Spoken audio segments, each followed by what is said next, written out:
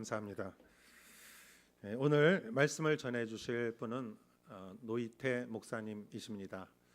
온누리교회 차세대 모든 차세대 본부장이시고 청소년 큐티 책자 새벽나라 큐티의 두란노 편집장이시고 또 온누리교회에서 차세대 사역을 14년간 계속해 오셨습니다.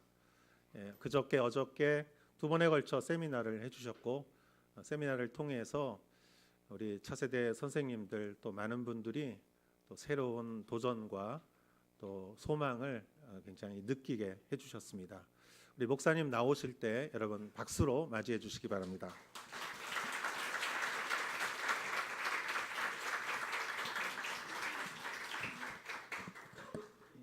세미나에 초대해 주시고 또 이렇게 단을 맡겨 주셔서 말씀을 전할 수 있는 은혜를 누리게 하심에 감사합니다. 여러분들은 어디에 누구에게 연결되어 있으십니까? 제가 기도하고 말씀 시작하겠습니다. 하나님, 우리가 하나님의 은혜 안에 그 무엇보다 예수 그리스도를 사랑하게 하시고 또 우리가 그 사랑 안에 거하며 우리에게 맡겨주신 영혼들을 사랑할 수 있는 힘을 허락하여 주시옵소서. 예수님의 이름으로 기도드렸습니다. 아멘. 여러분들은 누구에게 연결되어져 있으십니까? 모든 사람들은 어딘가에 혹은 누군가에게 연결되어져 있습니다. 모든 사람이 부모가 될 수 있는 것이 아니고요. 자녀가 있어야 부모가 될 수 있는 것입니다. 제가 아까 오전 예배가 2부 예배였어요. 네, 2부 예배 때는 일본어로 광고를 해주셔가지고 제가 알아듣지 못했는데요. 지금은 제가 알아들었는데 시어머니 학교를 아무나 올 수가 없습니다. 며느리가 있어야 시어머니 학교에 올 수 있는 겁니다. 그렇게 연결이 될 때 그 사람의 정체성이 만들어집니다. 제가 이 자리에 올 수 있었던 것은 제가 예수님을 믿는 사람이고 또한 온누리교회에서 사역을 하기 때문에 온누리교회라는 그 이름 아래 또 예수님 안에 연결되어져 있기 때문에 제가 이 자리에 설 수 있는 것입니다. 그렇다면 그리스도인 우리는 누구에게 연결되어 매 순간을 살아가야 할까요? 24절 말씀에서 바울 사도는 에베소 장로들에게 유언과 같은 말씀을 남깁니다. 제가 읽어드리도록 하겠습니다. 그러나 나는 내가 달려갈 길과 주 예수께서 내게 주신 사명 곧 하나님의 은혜의 복음을 증언하는 사명을 다 완성하기 위해서라면 내 생명을 조금도 귀한 것으로 여기지 않습니다. 바울은 자기에게 사명이 있다라고 이야기를 합니다. 사명을 사전에서 찾아보면요, 맡겨진 임무다 이렇게 이야기를 합니다. 그러니까 혼자서 사명을 갖는 사람은 없습니다. 사명이라고 하는 것은 누군가가 그 일을 맡겼고 그 일을 할 때 그것을 사명이라고 한다라는 것입니다. 사명을 쉬운 단어로 말하면요, 꿈입니다. 근데 자신을 위한 꿈을 꾸면 그건 사명이 아니에요. 근데 누군가로부터 받은 것을 꿈을 꾸면 그것을 사명이라고 이야기를 합니다. 제가 이번 겨울에요, 선생님들, 그러니까 학교 선생님들이 양육하는 아이들을 위한 집회에서 설교를 했어요. 그러니까 선생님들이 학년이 다양하시다 보니까 거기는 5살부터 고3까지 애들이 이렇게 있었습니다. 제가 여기저기서 설교를 많이 해봤지만 가장 어려운 설교예요. 유치원생도 있고 고등학생도 있고 선생님들도 있는 거예요. 제가 질문을 했습니다. 아이들한테. 여러분들의 꿈은 무엇입니까? 그럼 중고등학생들은요, 또 저설이구나 이렇게 이제 받아요. 근데 아직 그 꿈과 희망이 넘치는 6살 정도 되는 숙녀 아이가 저기 손을 드는 거예요. 그래서 제가 물어봤죠. 그래 넌 꿈이 뭐니? 그랬더니 저는 커서 액체 괴물이 되고 싶어요. 이렇게. 사역이 너무 힘들어요. 제가. 그 아이는 어딘가에 연결되어져 있습니다. 뭐에 연결되어 있는 걸까요? 재미와 즐거움, 친구들과 함께 재밌게 노는 시간, 다 그런 거에 연결되어져 있는 것입니다. 그냥 말하는 것은 없습니다. 그래서 제가 그 아이를 축복하며 말해줬습니다. 그래, 자라나서 꼭 액체 괴물이 되기 바란다. 이렇게 제가 얘기해줬습니다. 바울 사도의 사명은 예수님께 연결되어져 있었습니다. 그래서 그가 사명을 그냥 말하지 않고요, 예수께서 내게 주신 사명이라고 이야기를 하고 있어요. 그가 예수께서 주신 사명이기 때문에 목숨조차 귀한 것으로 여기지 않고 그것을 완수하겠다라고 이야기를 하고 있습니다. 여러분들은 누구에게 연결되어져 있나요? 그럼 바울은 처음부터 예수님과 연결되어져 있었을까요? 그렇지 않습니다. 사도행전 9장 전까지는요, 바울은 그리스도인, 예수님 믿는 사람들을 핍박했던 사람입니다. 그럼 예수님과 연결되어져 있지 않고요, 그의 신념, 유대인의 전통과 연결되어져 있던 사람이에요. 그래서 스데반 집사님이 죽임을 당할 때 앞장섰고요, 사도행전 9장에 예수님을 만나기 이전에는 그가 대제사장에게 나아가 유대인들을 잡아오게끔 해달라고 허락을 받는 것들을 보게 됩니다. 우리가 살아가다 보면요, 우리가 그리스도인으로 살지만 순간순간 예수님과 연결이 끊어질 때가 있어요. 안디옥에서 사람들이, 예수 믿는 사람들이 처음으로 그리스도인이라고 불리움을 받았거든요. 그런데 지금 이 세를 살아가는 그리스도인 우리들조차도 끊어질 때가 있다는 거예요. 하나 쉽게 예를 들어드리도록 하겠습니다. 지금 살고 있는 제 아내는요, 그 고등학교 2학년 때 같은 교회를 다니던 여자아이였습니다. 그러니까 저희 같이 고등학교에서 자라난 거예요. 근데 그 친구는 공부를 잘했고요, 저는 그냥 교회를 열심히 다녔어요. 그래가지고 서로 이렇게 공통점이 없어가지고요, 그때는 그냥 남남이었습니다. 근데 그러다가 이제 대학교를 같이 들어가면서 몇 번 대화를 나누면서 저는 그 어떤 여성을 좋아하냐면, 지금은 다른 여성은 좋아하지 않고요, 제 한 여성만 좋아하는데요, 저 그때 어떤 여성을 좋아했냐면, 저는 많이 웃는 여자를 제가 굉장히 좋아했던 것 같아요. 지금 보면 그렇습니다. 그래서 제 아내가 그때 많이 웃는 여인이었어요. 지금도 제 아내는 많이 웃거든요. 그러니까 제가 되게 괜찮은 여자이다. 그리고 제가 교회에서 같이 자라나고 해서 이제 그냥 그때는 그냥 친구였어요. 그래서 남남이었다가 이제 남친 여친이 된 거예요. 그러다가 정말 너무 같이 사역을 같이 하는데 너무 성실해서 이 자매랑 좀 교제를 했으면 좋겠다 해서 제가 이제 같이 사귀자고 얘기를 했죠. 그래서 이제 그 전에는 이제 남남, 그다음에 한국에서 남사친이라고 하거든요. 남자 사람 친구, 여자 사람 친구, 아무 상관이 없는 그냥 친구인 거예요. 그러다가 이제 제가 이야기를 했고, 둘이서 이제 그 연애라는 걸 해가지고 이제 남남이 남사친이 되고 저는 그다음에 남친이 된 거예요. 그러다가 이제 제가 이제 결혼하자고 이제 프로포즈를 하고, 이렇게 얘기하면 이제 아내는 프로포즈 한 적 없다고 얘기하지만 저는 제가 결혼하자고 얘기를 했고 결혼을 해서 이제 남편이 된 거예요. 정체성이라는 건요, 누군가한테 연결될 때 정체성이 만들어지는 겁니다.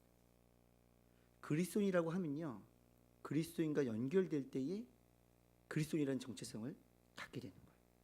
근데 끊어지면 순간은 그 정체성이 흔들립니다. 그래서 제가요, 온누리교회 처음 사역을 시작했을 때가 2005년도 11월 달이었고요.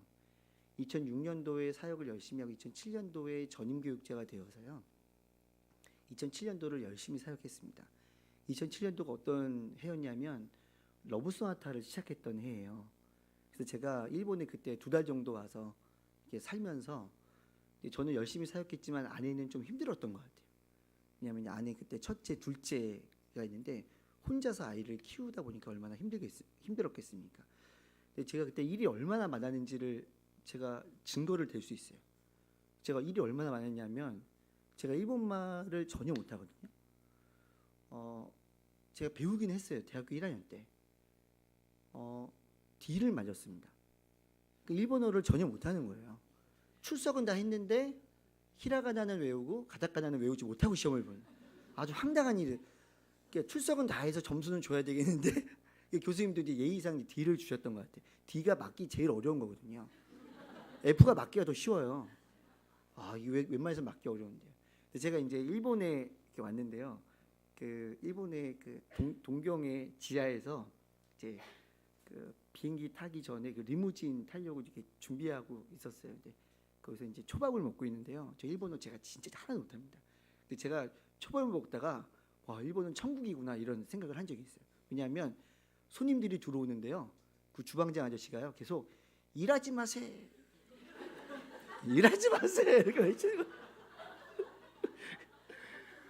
야, 사람들이 일을 하지 말라고 얘기를 하는구나. 이렇게 좋은 나라가 있냐. 그래서 농담을 삼아서 말씀드린 건데요. 일하시아이 마세를 제가 잘못 알아들어가지고 일하지 마세요. 제가 이제 한국말로 이제 일하지 마세요가 일을 하지 마라. Don't work 이제 그런 말이잖아요. 사람들 저한테 그랬습니다. 그리고 이제 그렇게 일을 이제 많이 할 때 이제 그래도 아내를 좀 도와주겠다는 마음으로 집에를 좀 일찍 들어왔어요. 근데 저는 이제 아내를 도와주러 들어간 거거든요. 근데 이미 아내는 마음이 많이 상해 있었어요. 그래서 제가 들어갔는데 제가 무슨 막 얘기를 하는데 갑자기 아내가 저한테 여기가 하숙집인 줄 알아? 이렇게 얘기를 하는 거예요.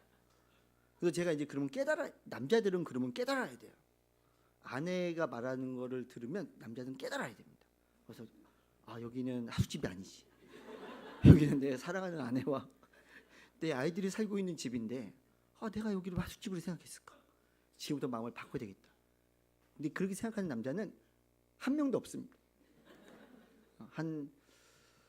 그런데 이제 제가 이제 갑자기 이제 말이 하고 싶어지는 거예요. 제가 아내를 쳐다보고 하숙집이 여기보다 낫겠다. 라고 생각만 했습니다.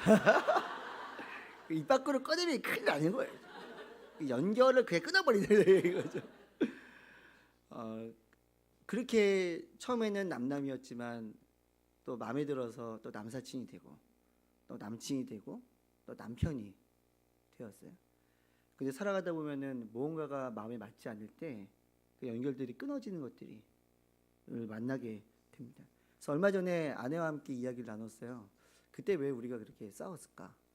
근데 저는 자라난 저희 집안의 배경상 아버지가 참 책임감 없이 제 어린 시절에 책임 없는 아버지를 보았기 때문에 책임감 있는 게 남자한테는 제일 중요하다고 생각을 했습니다. 그래서 정말 열심히 살았던 것 같아요. 근데 저희 아내는 또 아내가 자라나는 그 배경상 여자는 오래 참는 게 미덕이라고 생각해서 참다가 빵 한 번에 터지고 참다가 한 번에 빵 터지고 그러면서 서로가 연결이 붙었다가 끊어졌던 것 같아요. 근데 중요한 거는 우리는 그리스도인으로서 예수님과 함께 늘 붙어 있어요. 연결되기를 늘 소망하며 살아야 되고 그리스도인이기 때문에 또한 믿는 자들과 함께 또 예수 그리스도를 모르는 사람들에게 연결이 되어서 예수의 모습을 보여주는 사람이 되어야 된다라는 사실입니다. 그래서 이스라엘의 사람들은 하나님께서 이스라엘 사람들에게 명령을 하셨어요. 신명기 6장 말씀인데요. 잠깐 보도록 하겠습니다. 신명기 6장 말씀에 보면 집에 앉아 있을 때, 길에 갈 때, 또 누워 있을 때, 일어날 때, 이 모든 시간 속에서 자녀들에게 부지런히 말씀을 가르치라고 부모들에게 이야기를 합니다. 앉을 때는 언제인가? 이거 식탁에 앉을 때입니다. 길을 갈 때는 집 밖에 나갈 때나 길을 걸어갈 때예요. 누워 있을 때는 잠자리에 들 때, 일어날 때는 잠자리에 일어날 때. 간단히 말하면요, 아침에 눈을 뜰 때부터 밤에 잠이 들 때까지 끊임없이 자녀들에게 말씀을 알려줘야 된다고 이야기를 하고 있습니다. 또한 이것들을 실천하기 위해서 그냥 놔두면은 잊어버릴까봐, 잊고 하지 않을까봐 또 하나의 명령을 주시죠. 8절 말씀입니다. 손목에 기호를 매는 거예요. 손목에 말씀의 기호를 매고요. 또 미간에 말씀을 붙이는 겁니다. 그 문설주라는 것은 문의 틀이죠. 문설주와 또 바깥문에 말씀을 기록해 놓으라고 합니다. 이렇게 눈에 보이지 않으면 앉을 때나 일어날 때나 누울 때나 길을 갈 때 말씀을 가르치는 것을 잊을까봐 이렇게 하라고 이야기를 하신 겁니다. 그래서 이스라엘 사람들은 사진을 보여주시면 좋을 것 같은데요. 자녀들에게 아버지가 늘 가르칩니다. 왜냐하면 신명기 6장 말씀에서 말씀을 아버지에게 가르치라고 하거든요. 물론 아버지가 믿지 않으면 영적 아버지인 또 어머님께서 하실 수가 있고요. 아이들 중에 또 부모님이 교회를 다니지 않는 분들이 계시다면 영적 아버지가 되는 교회 선생님들이 역할을 감당할 수 있을 것입니다. 한 장을 넘겨주시면요. 그래서 실제로 이스라엘 사람들은 손목에 이렇게 기호 말씀이 적힌 끈을 맵니다. 그리고 미간에 말씀을 붙이죠. 매일 저러고 다니는 건 아니에요. 얼마나 웃기겠습니까? 그리고 오른쪽 위에 보면은 문설주에 조그만 박스를 다 달아줍니다. 이스라엘 모든 집에는 다 붙어 있고요. 이스라엘 호텔에 있는 모든 문에는 다 붙어 있습니다. 그 저기 뭐가 들어있냐면 신명기 좀 전에 읽었던 6장 말씀이 들어있어요. 근데 문제가 뭐냐면 들어있는데 빼지는 않아요. 읽어야 되는데 너만 눈다는 거죠. 그래서 중요한 날 이런 것들을 행사를 합니다. 한 장을 넘겨주시면요. 그래서 아이들이 성년식 하는 날 손목에 기호를 내고 또 미간에 붙여가지고 성년이 될 때, 그리고 어떤 집이 됐든지 문설주에 붙이는 것들을 보게 됩니다. 그리스도인은 어떤 사람입니까? 하나님과 연결되는 사람입니다. 그래서 하영조 목사님은요, 교회를 얘기할 때 5가지 요소가 반드시 있어야 된다고 말씀을 하셨어요. 인간의 몸에다가 비유를 합니다.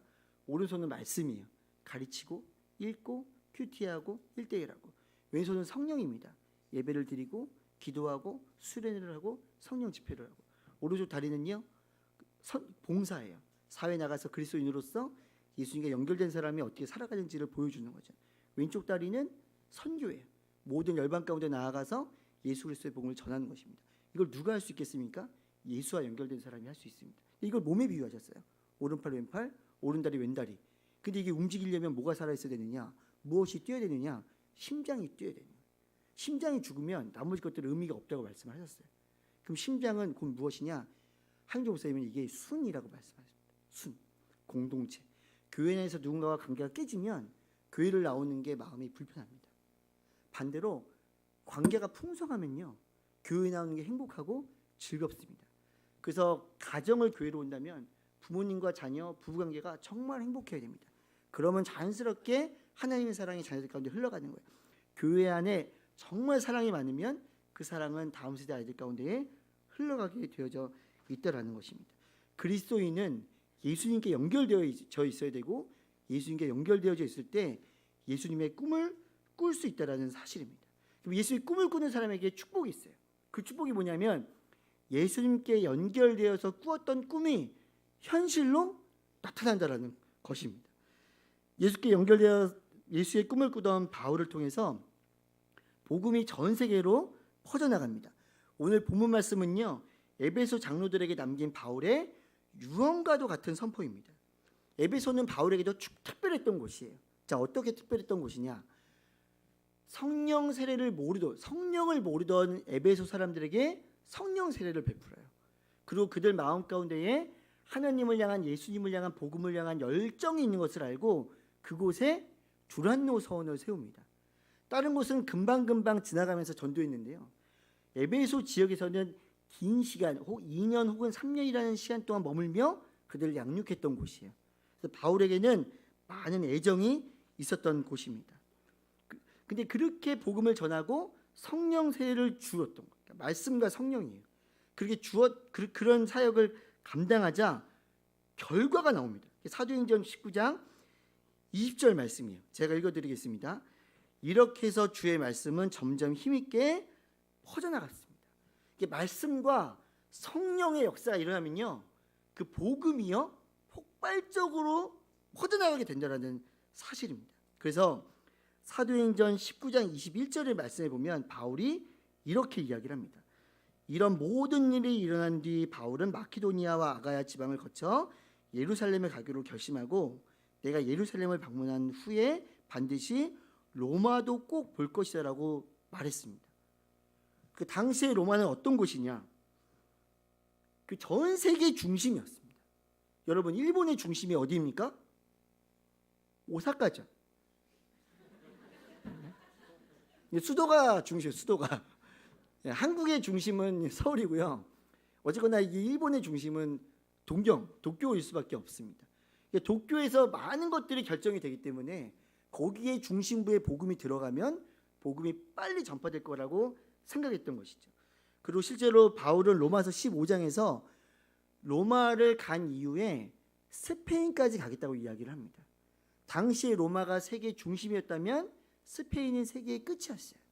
바울의 마음 가운데는 예수 그리스도의 복음을 들고 세계 중심, 세계 끝 모든 열방 가운데 그 복음을 전하고자 하는 예수의 꿈을 가지고 있었다라는 것입니다. 그런데 그에게 안전이 보장이 되었냐? 그렇지 않다라는 거예요. 우리가 축복이다 말하면 세상에서 좀 더 평안하고 안락한 삶을 살기를 소망하는 것들이 많이 있습니다. 그런데 지금 바울에게 있는 꿈은 그런 안정과 안락함이 허락된 꿈은 아니었다라는 사실입니다. 자, 사도행전 20장 23절과 22절과 23절 말씀을 함께 읽겠습니다. 시작. 그리고 지금 나는 성령의 강건하심 가운데 예루살렘에 가려고 합니다. 그곳에서 내가 무슨 일을 당할지는 알 수 없습니다. 내가 아는 것은 어떤 도시에 가든지 감옥과 고난이 나를 기다리고 있을 것을 성령께서 내게 증언해 주실 뿐입니다. 여러분, 바울은 그에게 닥칠 일이 무엇인지 알고 있었습니다. 감옥과 고난이요, 예루살렘에서 기다리고 있다라는 거예요. 그가 어떻게 하라는지 아십니까? 성령께서 알려주셨다는 거예요. 우리가 성령의 은혜를 구할 때는 좀 더 우리가 편안하고 안락하고 치유받고 좀 더 나은 삶을 원한다라고 우리가 생각할 때가 많이 있습니다. 근데 지금 바울에게 알려주시는 성령의 음성은 무엇이냐면 예루살렘에 가면 감옥과 고난이 너를 기다리고 있다라는 사실입니다. 근데 그렇다면 그가 그것을 알고도 왜 그렇게 그 자리를 갈 수 있었을까? 여러 가지로 생각해 볼 수가 있습니다. 그가 고통이 무엇인지 몰랐나? 그렇지 않습니다. 그가 2차 전도 여행 중에요, 그가 감옥에 갇히고 매질을 당한 경험이 있습니다. 얼마나 그것이 아픈 건지 그가 알고 있었을 거예요. 감옥에 갇히는 것이 얼마나 힘든 일인지 알고 있었을 거예요. 그 디모데후서 11장에 보면요, 그가 예수를 전하다가 고통받았던 일들을 쭉 나열하고 있습니다. 고통이 무엇인지 몰랐던 사람이 아니에요. 그럼 그가 무모한 사람인가? 그렇지 않습니다. 그리스에서 시리아로 배를 타고 여행을 하려고 했었거든요. 그런데 유대인들이 그를 해치려는 음모가 있다는 걸 듣게 돼요. 그래서 그가 배를 타면 안 되는구나 하고 사람들과 함께 걸어서 여행하는 장면이 성경에 등장합니다. 무모한 사람이 아니었어요. 그럼 성령님께서 바울에게만 그 이야기를 해주셨는가? 그렇지 않습니다. 21장에 보면요, 두로에 있던 제자들도 성령께서 알려주셔서 바울에게 고난이 닥칠 것을 알고 있었어요. 그리고 제자 중에 아주 예언에 능했던 한 제자가 있습니다. 그 제자가 바울에게 찾아옵니다. 그리고 그 제자가 어떻게 말하냐면 당신이 예루살렘에 올라가면 사람들이 당신의 허리띠를 잡고 끌고 갈 것이니 올라가지 말라고 그에게 권면합니다. 그런데 바울이 그들에게 어떻게 이야기하는가? 사도행전 21장 13절 말씀을 함께 읽겠습니다. 시작. 그러자 바울이 대답했습니다. 왜 여러분은 울면서 내 마음을 아프게 합니까? 나는 주 예수의 이름을 위해 예루살렘에서 붙잡힐 것은 물론 죽을 각오도 돼 있습니다. 바울은 예수님에게 연결되어져 있습니다. 제자들도 예수님께 연결되어져 있었어요. 근데 성령님께서 들었던 바울은 결정합니다. 감옥과 고난이 기다리고 있지만 자기가 그곳에 가야만 복음이 로마로 들어갈 수 있다는 것을 알고 있었어요. 그러니까 그가 아는 축복은 무엇이냐면 내가 복음을 알고 복음을 들고 나아가서 알릴 수 있는 것이 가장 큰 축복임을 바울은 알고 있었다라는 것입니다. 이 말씀을 읽다가 제가 고민을 해보게 됩니다. 어떻게 고난과 핍박이 기다리고 있다는 것을 알고도 예루살렘에 올라갈 수 있었던 것일까? 성경 배경을 찾아보고요, 여러 가지 자료들을 보았습니다. 그러니까 바울은 밀레도라는 곳에 이르러서 지금 그 에베소의 장로들을 불렀거든요. 근데 이 밀레도라는 곳에 이르르기 전에 그가 여행한 장소들은요, 드로아, 아소, 미둘레네, 사모, 거기를 거쳐서 밀레도에 이르르게 됩니다. 드로아에서 아소로 여행할 때 아주 특이한 점을 발견하게 됩니다. 그것은 무엇이냐면 3차, 1차, 2차, 3차 전도 여행 중에 유일하게 혼자 길을 걸었던 시간이에요. 드로아에서 아소까지요, 약 32km 정도의 거리가 됩니다. 일행들은 배를 타고 먼저 내려갔고요, 바울이 그렇게 하라고 했습니다. 그리고 바울은 혼자서 걸어서 내려옵니다. 유일합니다. 그때 바울이 무슨 생각을 했을까요? 밀레도에 이르기 전까지 그가 혼자 걸으면서 어떤 생각을 했을까요? 하늘의 별을 보며 광야길을 걸으며 성령님께서 본인에게 말씀하셨던 것을 하나님께 물으며 걸었을 것입니다. 그게 큐티죠. 하나님과 함께하는 시간. 또 묻고 또 물으면서 감옥과 고난이 기다리고 있다고 하는데 제가 가야 되겠습니까? 그리고 32km를 걸어온 이후에 그가 갑자기 밀레도로 에베소의 장로들을 부릅니다. 그리고 이야기를 합니다. 나는 내가 달려갈 길과 주 예수께서 내게 주신 사명, 그 사명을 다 감당하기 위해서라면 내 죽음도 조금도 아깝지가 않습니다. 그리고 이제 예루살렘에 올라가는 것입니다. 여러분들은 매 순간 누구에게 연결되어져 있으십니까? 제가 예수님께 연결되며 살아가기 위해서 사용하는 하나의 방법을 좀 말씀을 드리고자 합니다.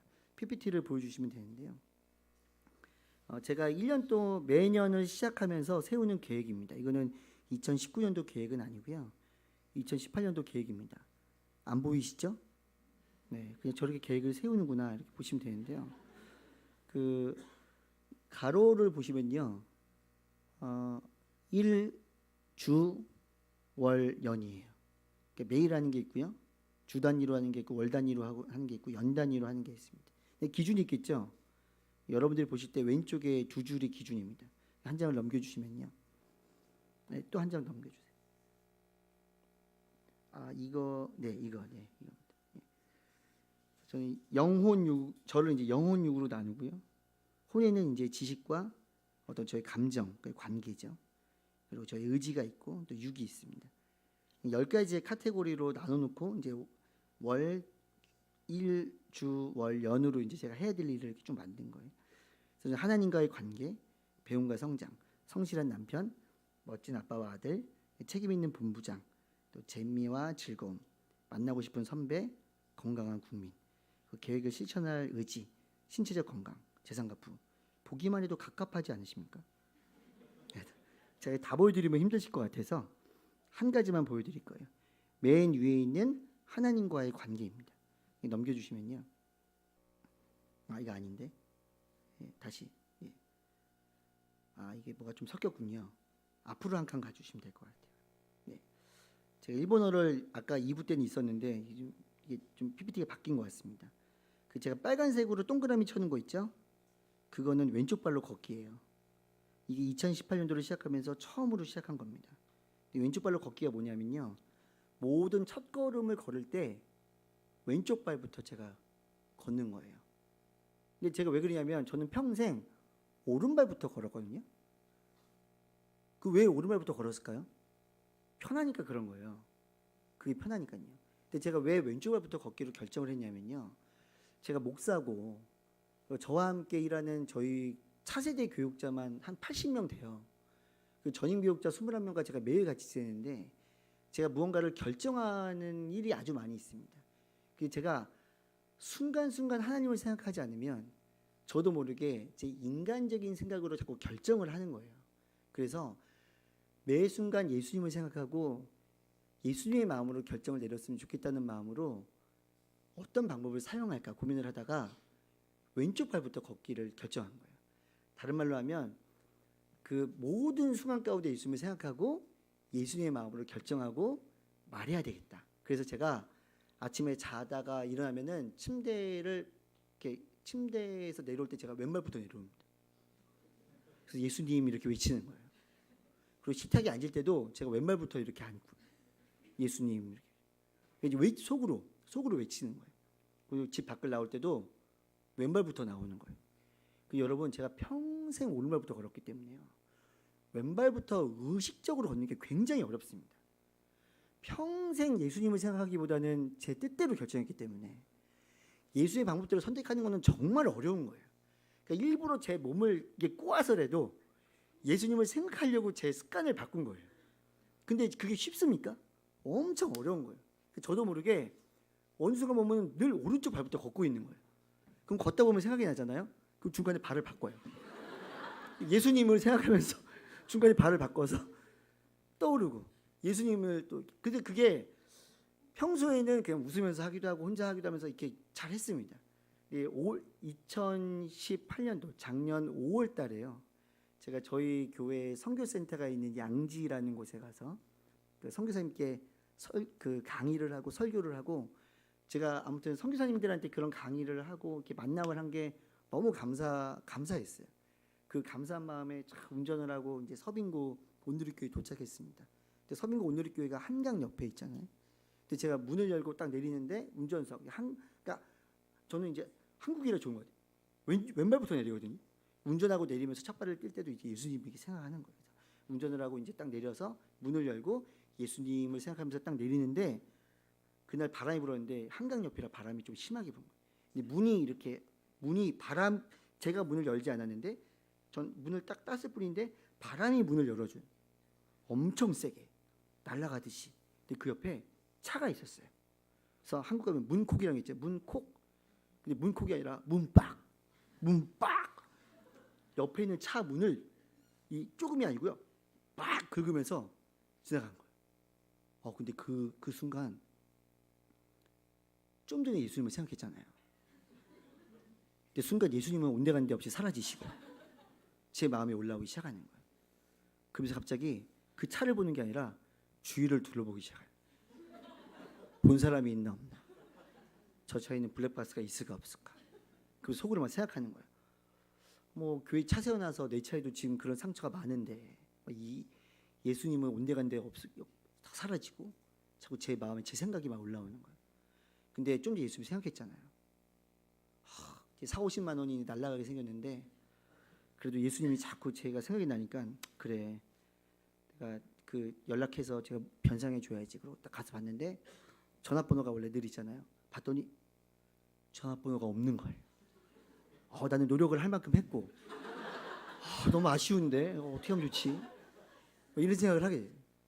그다가 이제 어떻게 하지? 근데 방법을 알고 있었죠. 걷다가 메모 남겨놓으면 되지 않습니까? 근데 어쩔 수 없지. 그래서 뒤를 돌아가지고요. 다시 걷기 시작하는데 제가 어느 발부터 걸어야 돼요? 왼발. 그럼 예수님이 생각날 것 같잖아요. 일부러 오른발부터 걷기 시작해요. 오른발부터. 근데 이제 심리학에 보면요, 그 북극곰 생각하지 않기라는 게 있어요. 그게 뭐냐면 북극곰을 생각하지 않기로 결정하면 점점 더 북극곰이 많이 생각나는 거예요. 그러니까 북극곰 생각하지 마세요. 생각하지 마시라고요. 그 하얀색 아시죠? 그거 생각하지 마세요. 그럼 자꾸 생각이 나는 거예요. 길을 걸어가는데 자꾸 예수님이 생각이 나는 거예요. 예수님이라면 어떻게 하실까? 그래서 책상에 앉아가지고요, 편지를 쓰기 시작했어요. 성도님, 제가 이렇게 해서 이렇게 성도님 차를 이렇게 했습니다. 그래서 저에게 연락을 주시면 바로 변상해드리도록 하겠습니다. 그러니까 40-50만 원이 날아갈 걸 생각하니까 마음이 불편한 거예요. 그리고 이제 그걸 프린트를 해가지고 날아가면 안 되니까 이제 테이프와 함께 가지고 그 차를 향해서 갔습니다. 근데 걸어가는 사이에도 자꾸 생각이 드는 거예요.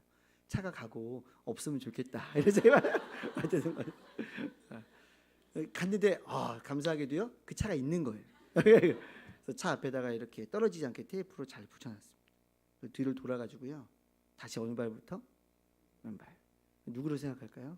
예수님. 왼발을 디디며 예수님의 이름을 마음속으로 부르는데요, 엄청난 평화가 빌려지는 거예요. 이 돈 40-50만 원과는 비교가 할 수 없는 평화가 빌려지는 거예요.